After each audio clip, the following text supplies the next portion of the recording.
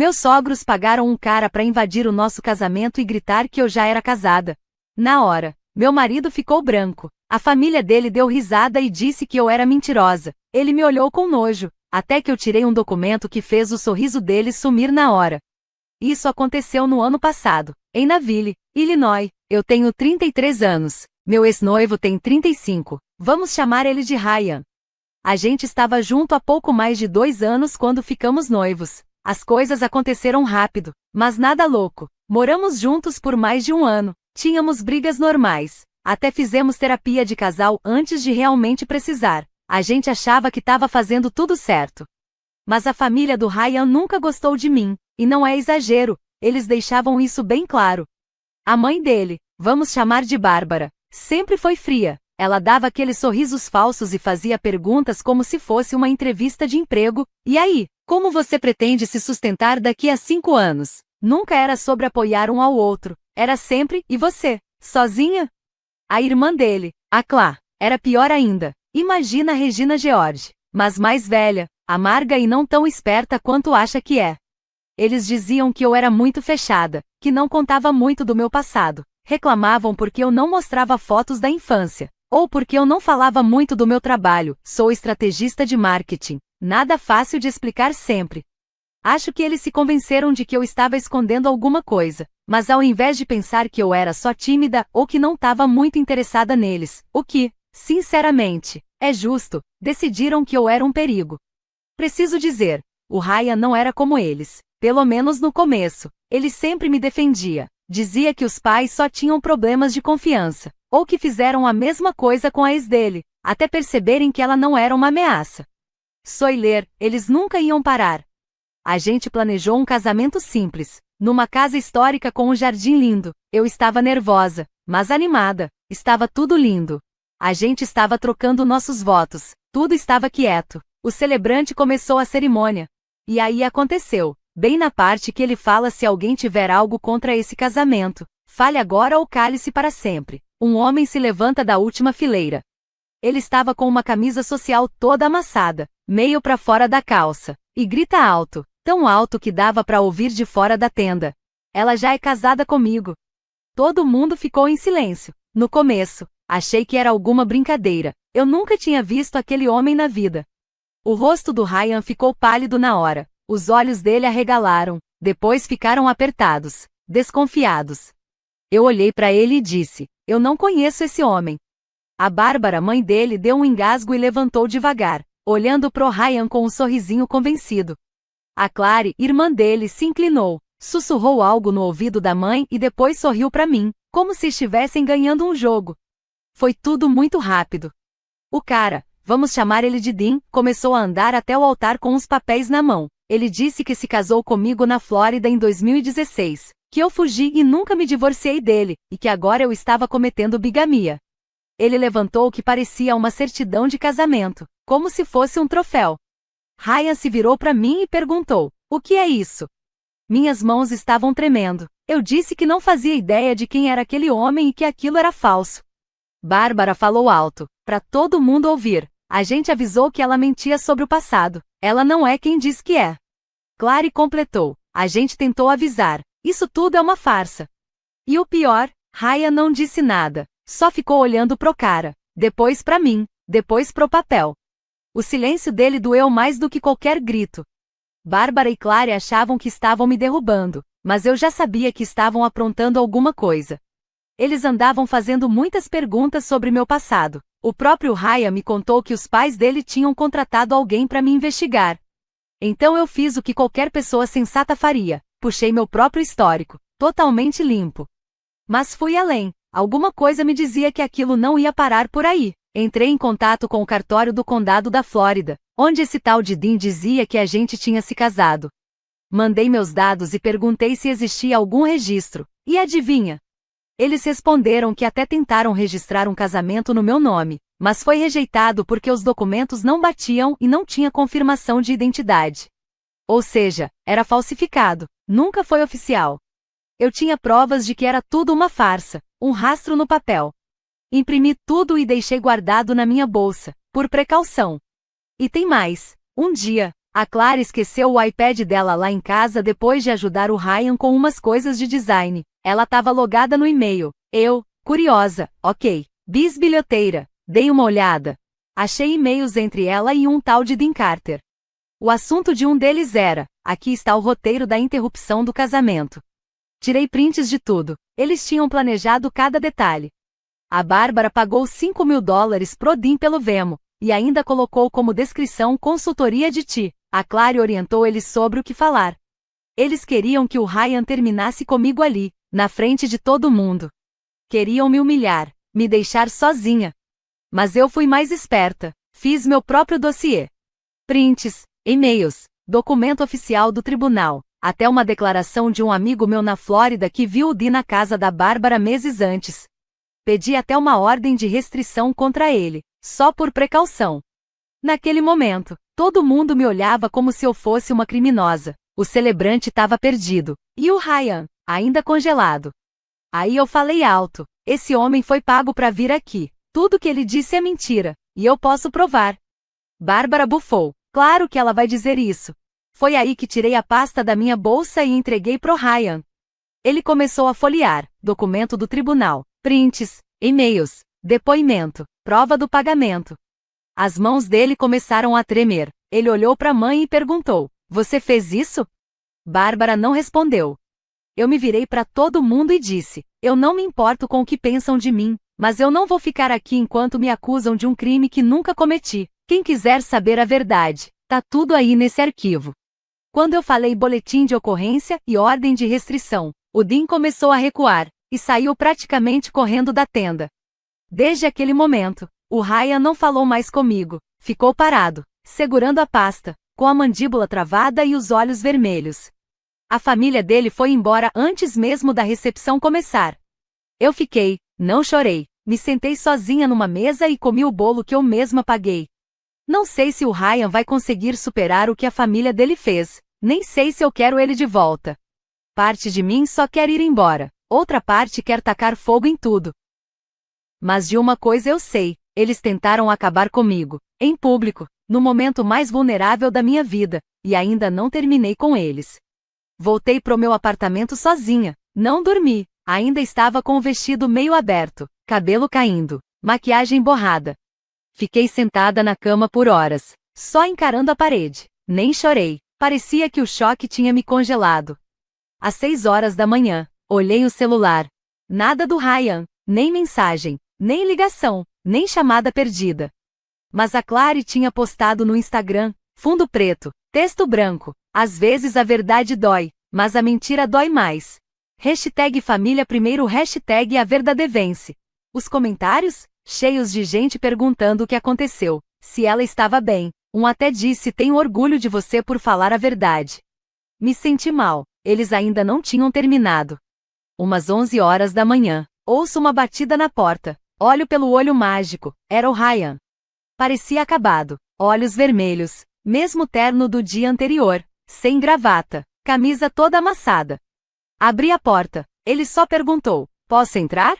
Não respondi, me afastei. Ele entrou, a gente se sentou, ficamos em silêncio por 1 minuto inteiro.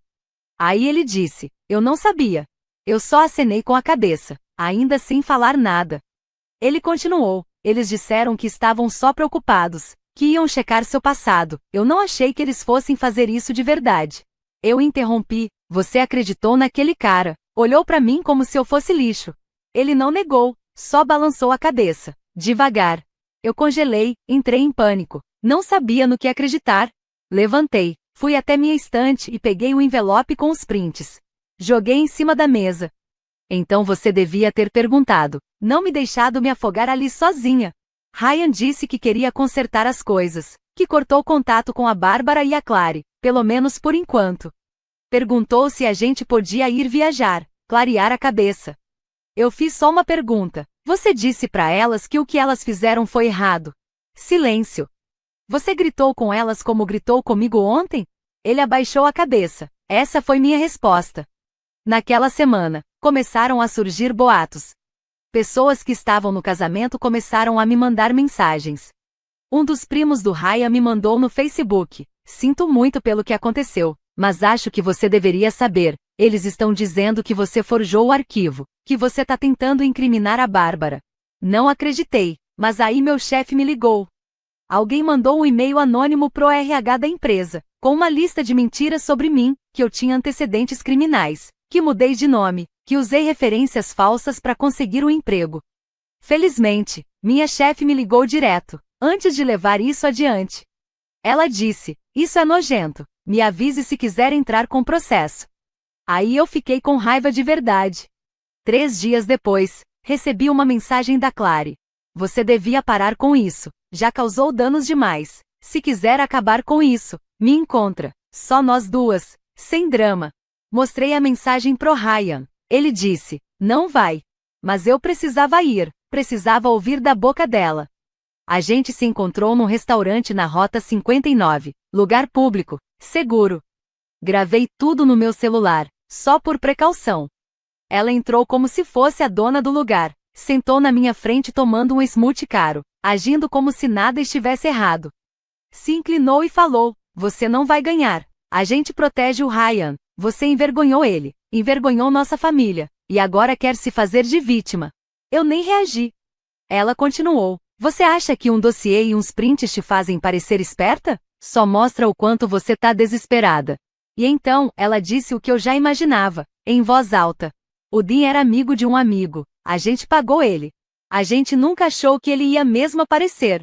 Esse não era o plano, ele se rebelou." Eu falei: "Você mandou um roteiro pra ele."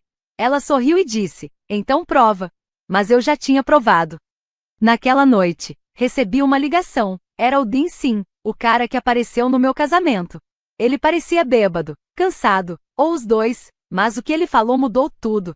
"Ei, olha, me desculpa, eu não sabia que eles iam tão longe assim." Eu perguntei: "Você gritou que era casado comigo."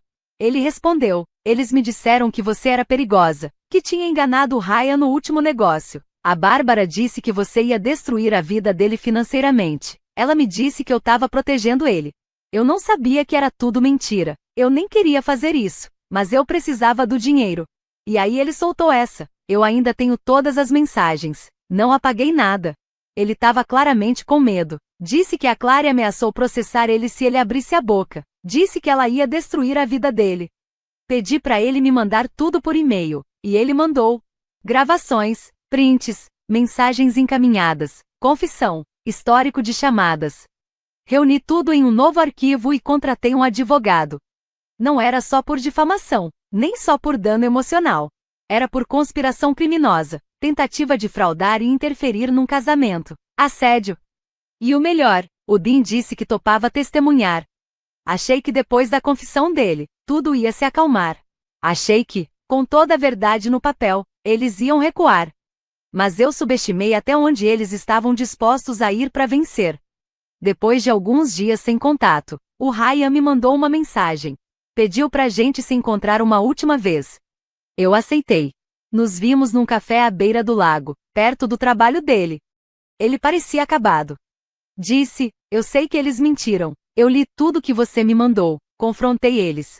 A Bárbara disse que era para me proteger. A Clary ainda não admitiu nada. Mas, agora eu acredito em você." Eu perguntei: "E o que você vai fazer com isso?" Ele ficou em silêncio por um momento. Depois respondeu: "Não sei se posso mais chamar eles de minha família." Eu só balancei a cabeça devagar e disse: "Então é isso." Ele não discutiu, só desviou o olhar, como se já soubesse. Me levantei e fui embora, de novo. Mas aí veio a parte que me pegou de surpresa. Naquela semana, recebi um e-mail de um recrutador. Era uma vaga para diretora de marketing numa marca de luxo em Miami. Salário alto, bônus de mudança, caminho rápido para promoção. Parecia perfeito, só que tinha um detalhe: eu nunca me inscrevi. Fui investigar, descobri que o recrutador tinha recebido meu currículo de alguém chamado L. Stevens. Na hora, eu não reconheci o nome. Mas depois caiu a ficha: L. Claire Stevens. O nome do e-mail da Clary é Lorraine. O nome completo dela estava no LinkedIn. Na hora me lembrei de quando ela tentou impressionar os outros com aquele perfil de consultora. Então eu entrei no jogo. Marquei uma entrevista falsa no Zoom com a empresa. Adivinha quem apareceu? Bárbara, vestida com um terno, fingindo ser diretora regional de RH. Gravei tudo. Ela falou com a maior cara de pau. Estamos muito interessados em te oferecer essa vaga. Só precisamos verificar algumas coisas. Seus antecedentes criminais, atividades legais anteriores, histórico financeiro. Levamos isso muito a sério aqui. Parecia um episódio ruim de série de golpe da Netflix. Fingi que estava caindo. Fiz perguntas educadas. Sorri. Quando acabou, mandei um e-mail para a empresa de verdade que ela fingia representar. Eles nunca tinham ouvido falar nem de mim, nem dela. Ou seja, agora eles estavam se passando por executivos de empresas para tentar vasculhar minha vida. Dee ligou de novo, dessa vez morrendo de medo de ser descoberto. Eu enviei os e-mails como prova. A Bárbara me ligou sem parar depois disso. Disse que se eu não parasse com tudo, eles iriam atrás da minha irmã. Falou que ela tem um passado complicado e que poderia perder tudo se isso viesse à tona. E aí ela soltou uma bomba que quase me fez derrubar o telefone. A Claire tinha cópias dos meus documentos. Ela mandou pro Dean antes do casamento. Disse que pegou do notebook do Ryan. Usou minha CNH para registrar o site falso do casamento. Falou assim, faz parecer mais real. Eu congelei. Eles não só inventaram toda aquela história falsa. Eles usaram meus dados reais. Devem ter tirado uma foto do meu documento em algum momento, talvez quando compramos passagens, ou quando deixei minha carteira perto da Claire. Aquilo já não era mais só humilhação, era roubo de identidade. Um dia, acordei e tinha um e-mail anônimo na minha caixa, sem assunto. Tinha um anexo, um PDF com prints de conversas entre a Claire e a Bárbara. Tudo vindo de um celular descartável que a Claire usava. Nessas mensagens, ela confessava que contratou o Dean, planejou estragar o casamento e ainda disse que esperava que eu surtasse de vez com o estresse. Uma frase ficou na minha cabeça. Não me importo se ela acabar numa ala psiquiátrica. O Ryan merece coisa melhor. O e-mail veio de uma conta anônima do ProtonMail, sem nome, sem rastro. Mas aí percebi que o Dean estava mesmo virando contra eles, e ele não era o único. Dias depois, uma mulher me mandou mensagem no Instagram. Disse, olha, talvez seja exagero, mas acho que já namorei seu noivo, Ryan, né? Vi o vídeo do casamento que tá rodando por aí. Vídeo? Ela me mandou o link de um grupo privado no Facebook chamado Justice for Ryan. Adivinha quem criou? Claire. Mais de 200 membros. Gente da família, estranhos, todo tipo de pessoa que ela convidou. O grupo era cheio de mentiras. Postagens dizendo, ela tentou se casar com meu irmão enquanto ainda era casada com outro homem na Flórida. Fiquem longe de pessoas como ela. Sociopatas choram alto, mas não quer dizer que estejam certos. Tinha até prints meus do casamento, chorando, confusa, com o cabelo bagunçado. Usaram isso tudo numa campanha de difamação contra mim. A mulher do Instagram disse que a Claire fez a mesma coisa com ela quando ela namorava o Ryan. Falsificou mensagens, fez parecer que ela estava traindo, e espalhou que ela era desequilibrada. Pedi uma declaração, ela topou. E ela também não era a única. Descobri que a Claire fazia isso com todas as mulheres que o Ryan levava a sério. Há anos. Isso tudo nunca foi só sobre mim. Agora eu tenho a confissão do Dean, a gravação da entrevista falsa, provas do roubo de identidade, prints do grupo Justice for Ryan, ex-namoradas dispostas a testemunhar, um advogado de verdade cuidando do processo civil e criminal. Mas o Ryan tá dividido. 2 dias atrás, ele me mandou uma mensagem. Se você continuar com isso, minha família nunca mais vai falar comigo. Eu respondi, então é melhor você escolher rápido, e eu falei sério. Aquilo era para ser só um jantar beneficente. O primo do Ryan trabalha numa ONG e a família organizou um evento em Lake Forest para apoiar o projeto. A maioria das pessoas ali eram amigos da família, algumas, eu nem conhecia. Eu nem planejava ir, mas o Ryan me mandou uma mensagem 3 horas antes. Por favor, vem, eu quero que todos ouçam a verdade. Preciso dizer uma coisa. Eu ainda não confiava 100% nele. Mas parte de mim precisava de um fechamento. Precisava que ele falasse em voz alta, não só para mim, mas na frente de todo mundo que tinha me julgado em silêncio. Então, eu fui. Quando entrei, o salão ficou em silêncio. Parecia que eu tinha invadido uma cena de crime. A Bárbara me viu primeiro, travou a mandíbula e depois forçou um sorriso. A Claire me olhou e logo virou pro lado. Cochichou algo para uma mulher ao lado, as duas riram. Eu reconheci a mulher, mas uma tia que nunca teve coragem de olhar nos meus olhos. Encontrei o Ryan lá na frente. Ele estava nervoso, suando, se mexendo de um lado para o outro. Subiu no palco, ajeitou o microfone e começou. Antes da gente falar da arrecadação de hoje, eu preciso falar de outra coisa. Algo pessoal. Algo feio. Ele foi devagar. Primeiro pediu desculpas a todos. Depois disse: no meu casamento, um homem invadiu dizendo que minha noiva já era casada. A maioria de vocês deve ter visto o vídeo. Alguns acreditaram. Eu acreditei. Por alguns segundos, eu acreditei, porque eu não confiava totalmente na pessoa com quem eu estava casando. Mas eu deveria ter confiado. Ele olhou direto para Bárbara e para Claire. Minha família planejou tudo. Eles contrataram aquele homem. Usaram informações roubadas. Pagaram para ela ser humilhada. E eu fiquei ali parado e deixei acontecer. As pessoas começaram a murmurar. Surpresas. O quê? Não é possível. Os olhos da Bárbara arregalaram. Claire se levantou, vermelha de raiva. Ryan, já chega, gritou a Bárbara. Mas ele continuou. Ela tinha provas. Eu vi tudo. Os e-mails, os pagamentos, as mensagens. Até como vocês tentaram fazer com que ela fosse demitida depois do casamento. E agora, eu vi o grupo no Facebook também. Claire, foi você. Você mentiu sobre outras mulheres também. Eu finalmente falei com elas. Claire gritou. Esse não é o lugar para isso. Mas já era tarde. As pessoas estavam comentando alto. Um primo do Ryan se levantou e disse: você forjou uma entrevista de emprego? Tá falando sério? Claire tentou responder, mas travou. Bárbara deu um passo à frente, pegou o microfone e apontou para mim. Essa mulher envenenou nossa família. Ela manipulou meu filho. Vocês não sabem o que ela fez. Pela primeira vez, eu me levantei sem tremer. O que eu fiz, Bárbara? Além de amar seu filho? Além de ficar quieta enquanto você me destruía pelas costas? Ela se virou pro grupo. Eu só queria proteger meu filho. Mas Ryan respondeu: não, mãe. Você queria me controlar. Fez isso por anos. E eu deixei. Mas cansei. Claire saiu furiosa. Bárbara tentou ir atrás, mas as pessoas começaram a falar alto. Ela devia ser presa, isso é loucura. Dessa vez, não foi pelas minhas costas. Algumas pessoas vieram até mim. Pediram desculpas. Uma mulher me abraçou, outra disse: eu acreditei nelas. Me desculpa. Ryan ficou ao meu lado o tempo todo. Quieto, cansado. Mas ficou. Na hora de ir embora, ele me acompanhou até o carro. Perguntou: acha que a gente consegue consertar isso? Eu não disse sim. Não disse não. Só falei, talvez, mas não agora.